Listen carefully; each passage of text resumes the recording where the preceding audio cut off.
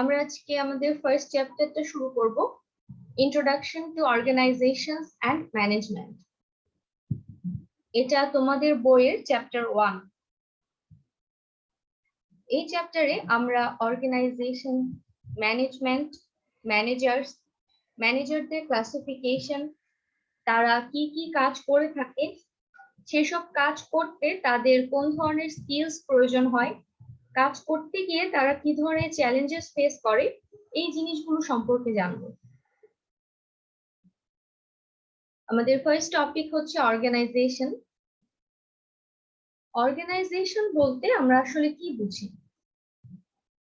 যখন অনেক মানুষ কোনো গোল অ্যাচিভ করার জন্য একটা স্ট্রাকচার মেনটেন করে একসাথে কাজ করে, তখন আমরা সেই গ্রুপ অফ পিপলকে একটা অর্গানাইজেশন বলতে পারি। দেখো এখানে ডেফিনেশনে বলা আছে যে মানুষ একসাথে হবে টু অ্যাকমপ্লিশ সাম স্পেসিফিক গোল অথবা পারপাস, যেটা কিনা তারা ইন্ডিভিজুয়ালি ইন্ডিপেন্ডেন্টলি অ্যাকমপ্লিশ করতে পারবে না। তো এই ডেফিনেশন থেকে আমরা অর্গানাইজেশনের তিনটা ক্যারেক্টারিস্টিক্স সম্পর্কে জানতে পারি। ফার্স্ট ওয়ান হচ্ছে কম্পোজড অফ পিপল। অবশ্যই তোমার মানুষ লাগবে, মানুষ না থাকলে কাজ করবে কে, তাই না? তো অনেক মানুষ একসাথে জড়ো হবে। তারা একসাথে কেন জড়ো হবে? অবশ্যই তাদের একটা সার্টিন পারপাস অথবা গোল থাকতে হবে। একটা ক্যারেক্টারিস্টিক হচ্ছে পিপল, আরেকটা হচ্ছে পারপাস অথবা গোল। লাস্ট ওয়ান হচ্ছে অবশ্যই একটা স্ট্রাকচার থাকতে হবে। তো এখান থেকে পিপল এবং গোল, এই দুইটা ব্যাপারে আমরা ক্লিয়ার যে এই দুইটা জিনিস আমাদের থাকতেই হবে অর্গানাইজেশন হতে হলে। বাট থার্ড যেটা ডেলিভারেট স্ট্রাকচার, স্ট্রাকচারটা থাকাটা আসলে কেন জরুরি? যখন অনেক মানুষ একসাথে হবে তখন যদি একটা স্ট্রাকচার না থাকে, তাহলে কে কোন কাজ করবে, কিভাবে কাজ করবে, ডেডলাইন কবে হবে, কে কার কাছে রিপোর্ট করবে, এই ব্যাপারগুলো কিন্তু ক্লিয়ার থাকবে না, যার ফলে কাজটা স্মুথলি চলবে না এবং chaos সৃষ্টি হবে। তো আমরা অর্গানাইজেশনের তিনটা ইম্পর্টেন্ট ক্যারেক্টারিস্টিক সম্পর্কে জানলাম। আমরা যদি প্রিভিয়াস স্লাইডটাতে ব্যাক করি, এখানে দেখো একটা ছবি দেয়া আছে, যেখানে আমরা দেখতে পাচ্ছি যে অনেকগুলো মানুষ আছে এবং তারা হচ্ছে বিভিন্ন পাজল পিসের উপরে দাঁড়ানো। তোমাকে যদি এই ফিগারটা দিয়ে বলা হয় যে এখান থেকে তোমার কি মনে হচ্ছে, তুমি কি বলতে পারো যে এটা একটা অর্গানাইজেশন? তো যদি এরকম কোশ্চেন থাকে তাহলে তুমি সেগুলো কিভাবে অ্যান্সার করবে? ফার্স্টে তোমার কাছে জানতে চাওয়া হচ্ছে যে এটা একটা অর্গানাইজেশন কিনা। তো এই ইমেজটা দেখে আমরা তখনই বুঝবো এটা অর্গানাইজেশন কিনা যখন এটার সাথে অর্গানাইজেশনের যে তিনটা ক্যারেক্টারিস্টিক্স আছে সেগুলো ম্যাচ করবে। তাহলে চলো আমরা একটা একটা করে মিলিয়ে দেখি। আমাদের ফার্স্ট ক্রাইটেরিয়া ছিল অর্গানাইজেশন হতে হলে পিপল থাকা লাগবে। এখানে অবশ্যই মানুষ আছে, একটা ক্রাইটেরিয়া ফুলফিল হলো। দেন ছিল একটা গোল থাকতে হবে, সবাই একসাথে জড়ো হবে, অবশ্যই একটা পারপাসে জড়ো হবে, কোনো একটা গোল অ্যাচিভ করার জন্য সবাই একত্র হবে। তো তাদের কি কোনো গোল আছে? দেখো এখানে মানুষজন হচ্ছে এক একটা পাজল পিসের উপরে দাঁড়ানো, মাঝখানে দেখো পাজল পিস কতটুকু কমপ্লিট করা হয়েছে পাজলটা, তার মানে এটা দেখে বোঝা যাচ্ছে যে তারা হয়তো এই পাজলটা কমপ্লিট করতে চাচ্ছে। তো এটা তাদের গোল, পিপল আছে, গোল আছে। লাস্ট ক্রাইটেরিয়াটা ছিল স্ট্রাকচার। আমরা এই ছবিটা দেখে কি বুঝতে পারছি যে এখানে কোনো স্ট্রাকচার আছে কিনা? এই জিনিসটা একটু কনফিউজিং। তোমাকে যদি কোশ্চেনে কোনো হিন্ট দেওয়া না থাকে তখন আমরা কিভাবে এই কোশ্চেনগুলো অ্যান্সার করব? তুমি এভাবে অ্যান্সার দিতে পারো যে আমরা জানি অর্গানাইজেশন হতে হলে এই তিনটা ক্রাইটেরিয়া থাকতে হবে, যার মধ্যে এখানে পিপল আছে, গোল আছে, আরেকটা ক্রাইটেরিয়া থাকতে হবে অর্গানাইজেশন হতে হলে, সেটা হচ্ছে স্ট্রাকচার। কিন্তু আমরা কোশ্চেন থেকে বুঝতে পারছি না যে এখানে আদৌ কোনো স্ট্রাকচার আছে কিনা, এই জিনিসটা কোশ্চেনে ক্লিয়ার করা না। যদি এখানে কোনো স্ট্রাকচার থাকে সেক্ষেত্রে আমরা বলতে পারবো যে এটা একটা অর্গানাইজেশন। যদি স্ট্রাকচার না থাকে তাহলে ডেফিনেশন অনুযায়ী একটা ক্রাইটেরিয়াও যদি ফিল আপ না হয় তাহলে আমরা সেটাকে অর্গানাইজেশন বলতে পারবো না। এভাবে সুন্দর করে গুছিয়ে লিখবে। আশা করি এ পর্যন্ত সবাই বুঝতে পেরেছো। তো অর্গানাইজেশনে 3টা ক্রাইটেরিয়া ফিল আপ হয়ে গেল। এখন আমাদের গোল অ্যাচিভ করার জন্য গোল রিলেটেড যে অ্যাক্টিভিটিস গুলো আছে সেগুলো কোঅর্ডিনেট করতে হবে। কেন কোঅর্ডিনেট করতে হবে? যেন ইফিশিয়েন্টলি এবং ইফেক্টিভলি কাজটা কমপ্লিট করা যায়।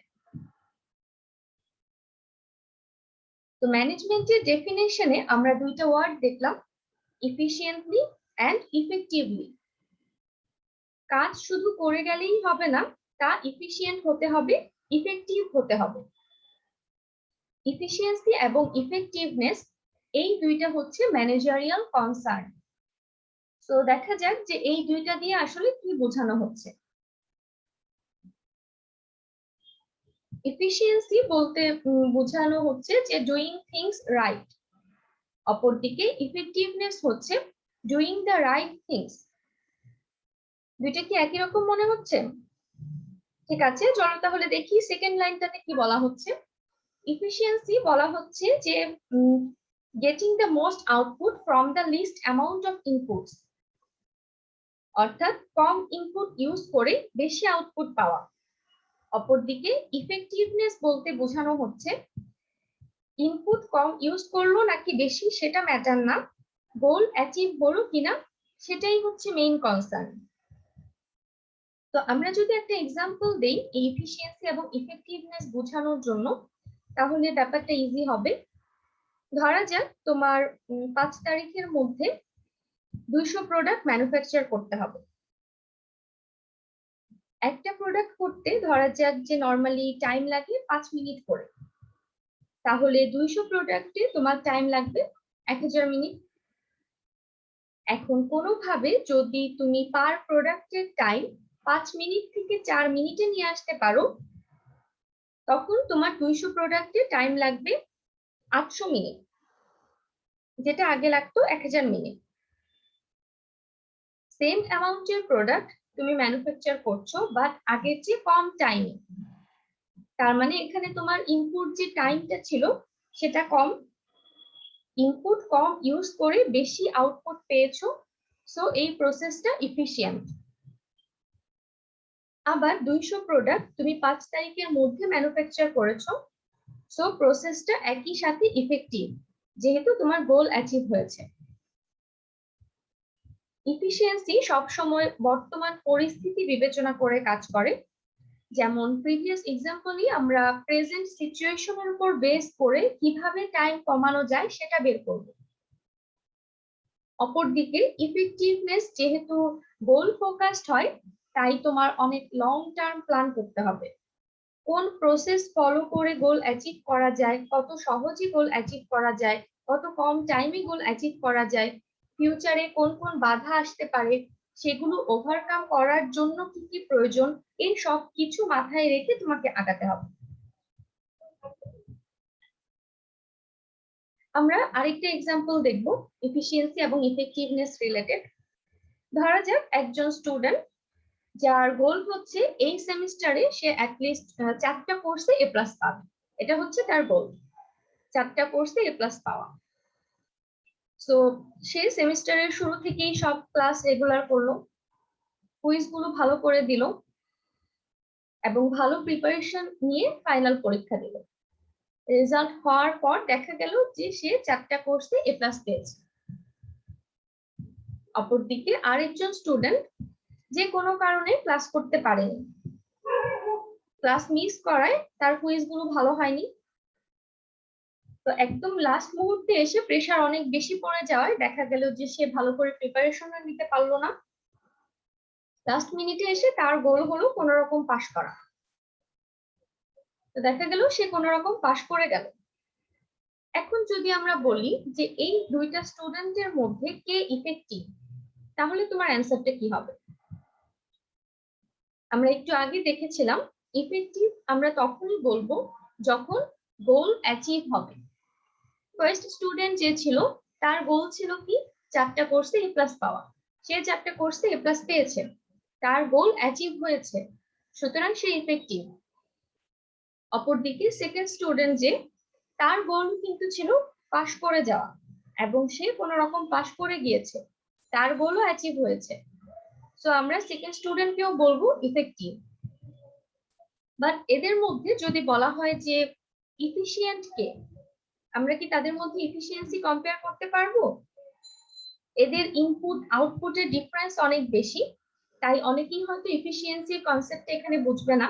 তো আমরা যদি একটু সিম্পলিফাই করি এক্সাম্পলটা, যদি বলি যে একজন 5 ঘন্টা পড়ে কুইজে 20-এ পেয়েছে 15, অন্যজন 3 ঘন্টা পড়ে 20-এ পেয়েছে 14, তাহলে এদের দুইজনের মধ্যে কে এফিশিয়েন্ট হবে?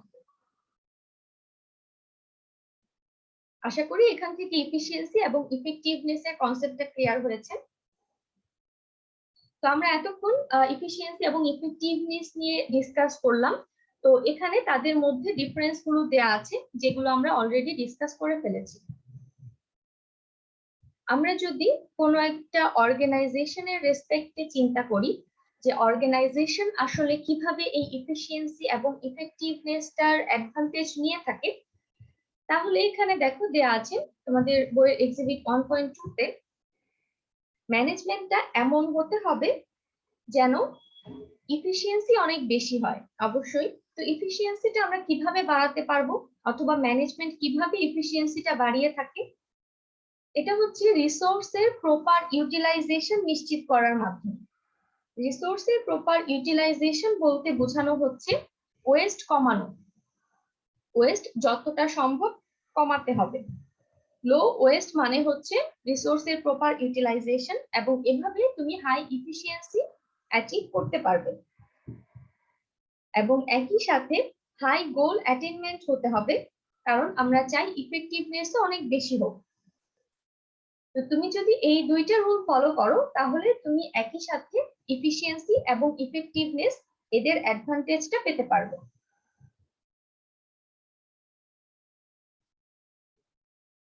দেন স্ক্রিনে ইম্পর্টেন্স অফ ম্যানেজমেন্ট দেখা যাচ্ছে, যেগুলো আমরা কম বেশি আলোচনা করেছিলাম ইন্ট্রোডাকশন ফেজে। তো ম্যানেজমেন্ট যদি ভালো হয় তাহলে সব কাজই ওয়েল অর্গানাইজড হবে। তোমার মেটেরিয়ালস, ইকুইপমেন্ট, লেবার, যার যেখানে থাকার কথা সে সেখানে থাকবে, ফলে কাজগুলো দ্রুত হবে, অর্থাৎ ইফিশিয়েন্সি বাড়বে। পার প্রোডাক্টের ম্যানুফ্যাকচারিং টাইম কমিয়ে আনতে পারলে সেই বেঁচে যাওয়া এক্সট্রা টাইমে আরো বেশি প্রোডাক্ট তৈরি করা যাবে, ফলে প্রোডাক্টিভিটিও বাড়বে। লাস্টে বলা হচ্ছে যে ম্যানেজমেন্ট কাস্টমার এক্সপেরিয়েন্স তো ইমপ্রুভ করে। কাস্টমার এক্সপেরিয়েন্স কিভাবে ইমপ্রুভ করা যায়?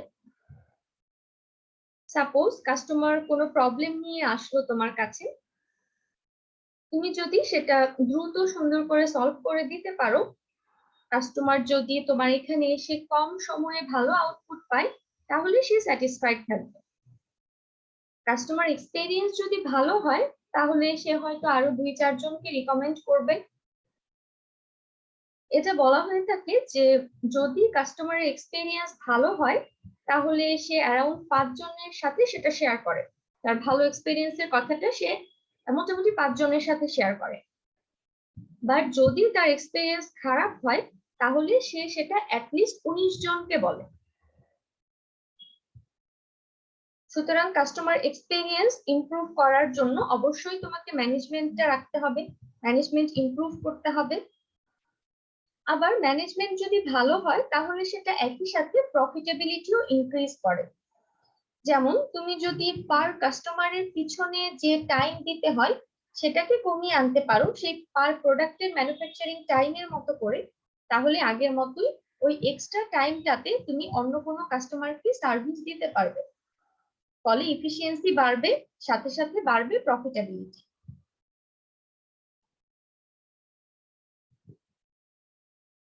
দেন আমাদের নেক্সট টপিক হচ্ছে ভ্যালু অফ স্টাডি ম্যানেজমেন্ট, যার মাধ্যমে তুমি কেন ম্যানেজমেন্ট করছো বা এটা তোমার কোন কোন জায়গায় লাগবে সেই ডিটেল অ্যান্সারটা পাবে।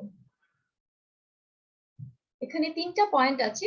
ফার্স্টে বলা হচ্ছে দ্য ইউনিভার্সালিটি অফ ম্যানেজমেন্ট, 2 হচ্ছে reality of work, 3 rewards and challenges of being a manager. তো আমরা এখন একে একে এই পয়েন্টগুলো সম্পর্কে জানবো। ফার্স্ট স্টেপটা ছিল ইউনিভার্সালিটি অফ ম্যানেজমেন্ট, অর্থাৎ বোঝানো হচ্ছে যে সব জায়গায় ম্যানেজমেন্ট লাগবে। অর্গানাইজেশনের সাইজ যেমনই হোক না কেন, অর্গানাইজেশন অনেক বড় হতে পারে, আবার একদম অনেক ছোট হতে পারে। অর্গানাইজেশনের সাইজ যেমনই হোক না কেন, একদম ছোট থেকে অনেক বড়, সব জায়গাতেই তোমার ম্যানেজমেন্টের প্রয়োজন। অল টাইপস অফ অর্গানাইজেশনে ম্যানেজমেন্টের প্রয়োজন। অর্গানাইজেশনের টাইপ বলতে বোঝানো হচ্ছে profit organisation, non profit organisation. Profit organisation হচ্ছে যারা মার্কেটে আছে প্রফিট আর্ন করার জন্য। আমাদের চারপাশের বেশিরভাগ অর্গানাইজেশন প্রফিট অর্গানাইজেশন, যাদের মেইন পারপাসই হচ্ছে প্রফিট আর্ন করা। অপরদিকে নন প্রফিট অর্গানাইজেশন যারা হচ্ছে তোমার বিভিন্ন সোশ্যাল ওয়েলফেয়ারে কাজ করে, তারা হচ্ছে নন প্রফিট অর্গানাইজেশন। তারা বিভিন্ন জায়গা থেকে ডোনেশন নেয়, মানি কালেক্ট করে, দেন সেগুলো বিভিন্ন উন্নয়নমূলক কাজে ব্যয় করে। এরা হচ্ছে নন প্রফিট অর্গানাইজেশন। তো অর্গানাইজেশন প্রফিট হোক অথবা নন প্রফিট হোক, সব জায়গাতেই তোমার ম্যানেজমেন্টের প্রয়োজন। দেন বলা হচ্ছে সব অর্গানাইজেশনের লেভেলে, অর্গানাইজেশনের বিভিন্ন লেভেল থাকে। অর্গানাইজেশনের স্ট্রাকচার যখন আমরা পড়বো তখন সেগুলো ডিটেলস দেখব। তো অর্গানাইজেশনের লেভেল সেটা টপ লেভেল হোক, মিডল হোক, অথবা একদম লোয়ার লেভেলের হোক, সব লেভেলেই আমাদের ম্যানেজমেন্টের প্রয়োজন। লাস্ট ওয়ান বলা হচ্ছে সব অর্গানাইজেশনাল এরিয়ার কথা। ম্যানুফ্যাকচারিং, যেখানে তুমি অ্যাকচুয়াল প্রোডাক্টটা প্রডিউস করবে। দেন মার্কেটিং, প্রোডাক্ট প্রডিউস করার পরে আমরা কি করব সেটা নিয়ে তো বসে থাকবো না, তাই না? তো আমরা চাই যে আমাদের প্রোডাক্টটা মানুষ চিনুক, মানুষ আমাদের প্রোডাক্ট সম্পর্কে জানুক এবং আমাদের প্রোডাক্ট কিনুক। যার কারণে আমাদেরকে ভালোভাবে মার্কেটিং করতে হবে কাস্টমারকে রিচ করার জন্য। তো ম্যানুফ্যাকচারিং, মার্কেটিং এসব কাজগুলো করার জন্য তোমার অনেক মানুষ লাগবে। সেই পিপল অথবা এমপ্লয়ি যারা আছে অর্গানাইজেশনের, তাদের জন্য হিউম্যান রিসোর্স লাগবে। তো যখনই তোমার এত মানুষের ইনভলভমেন্ট আস্তে আস্তে বাড়ছে, কাজ বাড়ছে, সেগুলো সুষ্ঠুভাবে পরিচালনা করার জন্য তোমার অবশ্যই ম্যানেজমেন্ট লাগবে।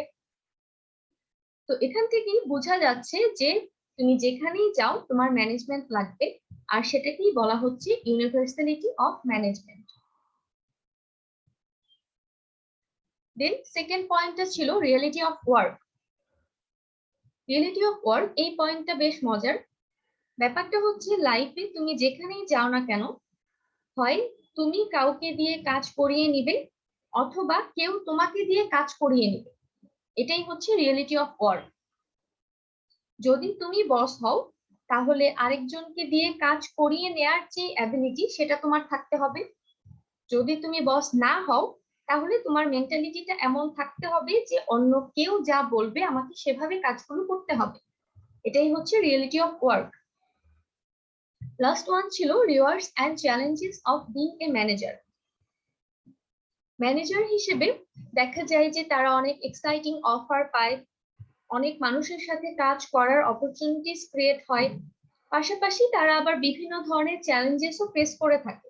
তো আমরা এখন ম্যানেজাররা কি কি ধরনের রিওয়ার্ড পায় এবং কি কি ধরনের চ্যালেঞ্জেস ফেস করে থাকে সে সম্পর্কে জানবো।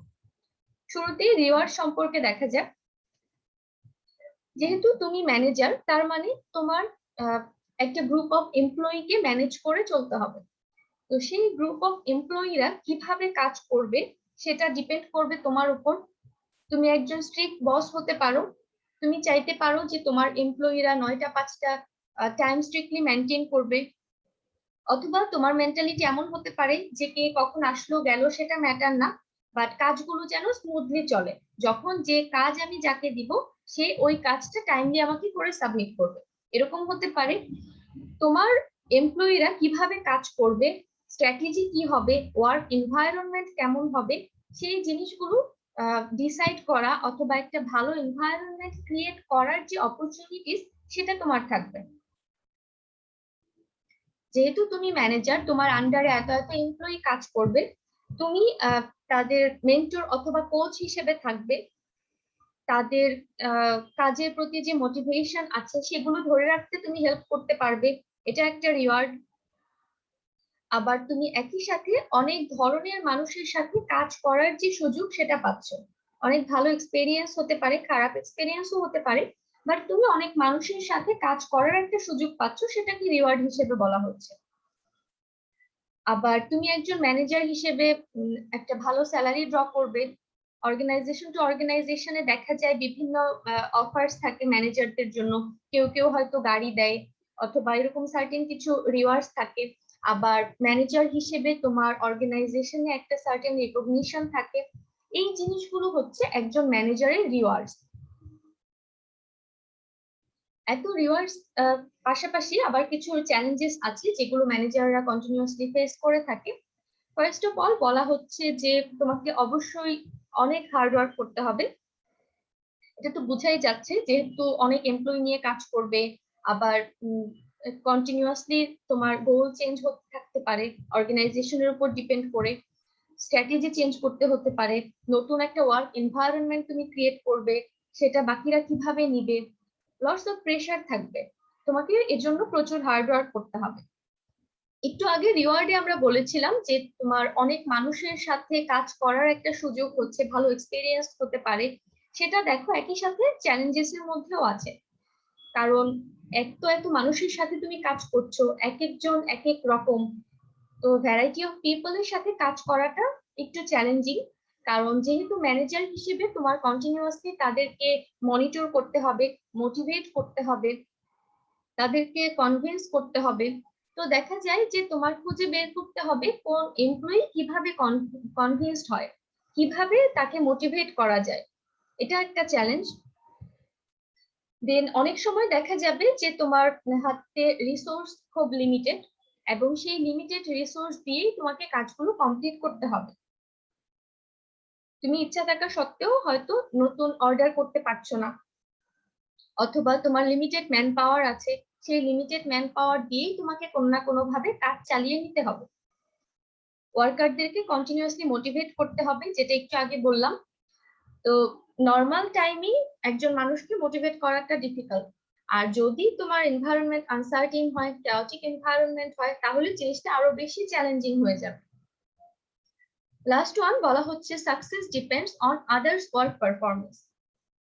একজন ম্যানেজার হিসেবে তুমি কিন্তু অন্যদের পারফরমেন্সকে মনিটর করছো, তাদেরকে মোটিভেট করছো, কাজ বুঝিয়ে দিচ্ছ, বাট আলটিমেটলি কাজ কিন্তু করছে তারা।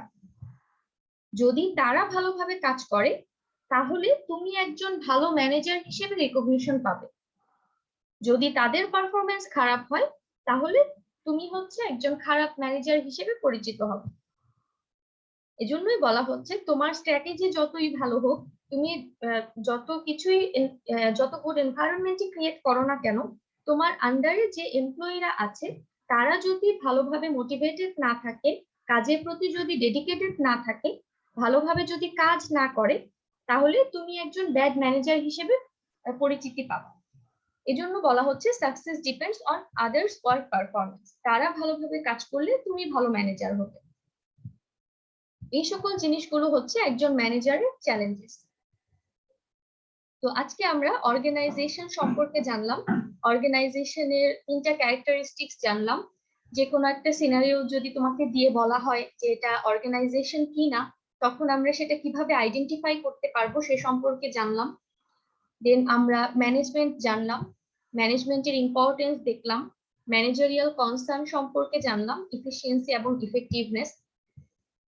দেন আমরা ম্যানেজমেন্ট কেন করছি 3টা রিজন দেখলাম।